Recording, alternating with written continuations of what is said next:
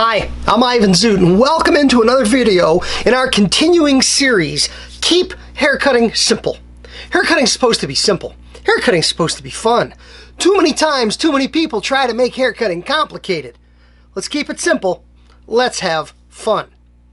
I want to remind you, like the video, comment on the video, share the video with a friend in the business, turn on your notifications, and subscribe to the channel. Never miss a video. There's a new video in the series every single week.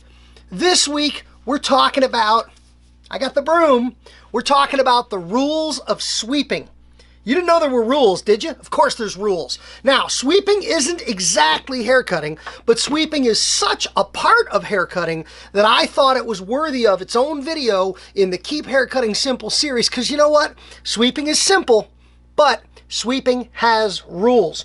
Rule number one in the rules of sweeping is sweep every client. No exceptions. Every single client should be invited back to a clean chair. No client should be invited back to a chair that isn't as clean as it was for the first client. You know, we take hair for granted. We've been in the business too long. We're covered in it. We don't think about it anymore. But clients just don't feel that way. Hair clippings to clients, other people's hair clippings? No, that don't fly. That's icky. Sweep every client. No exceptions. Number two, sweep for everyone. When you finish cutting your client, grab the broom, sweep your chair, get all the hair at your chair, and make a quick pass around the other chairs. No banging ankles, no disrupting or disturbing other operators. And you're not trying to get all the hair. You just want to get about 80% of the hair around the other chairs. Here's how it works. If we all sweep for each other, everyone sweeps less. You can't fact check the math on that, but I think you know what I mean.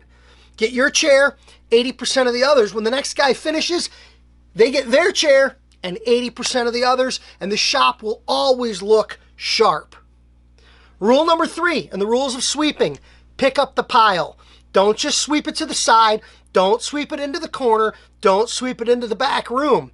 Sweep it into a pile and sweep the pile up and into the garbage can. It's not to be left piled up for later in the day.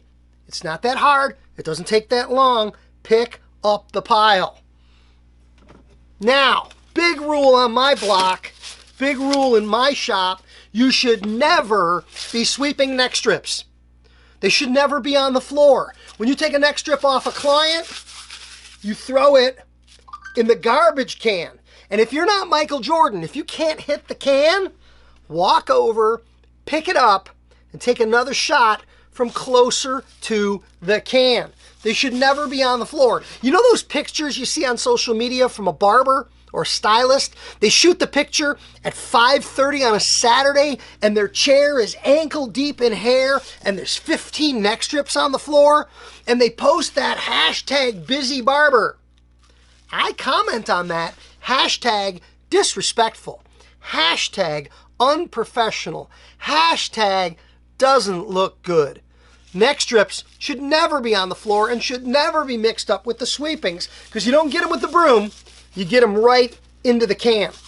And on the rules of sweeping, our last rule is, if it's inconvenient to sweep, if you don't have time to sweep, move the broom and move the trash can to a more convenient location. If they're all the way in the back and you don't want to make the trip, eliminate that excuse. Move the can and move the broom so sweeping can happen super quick, every client, every time.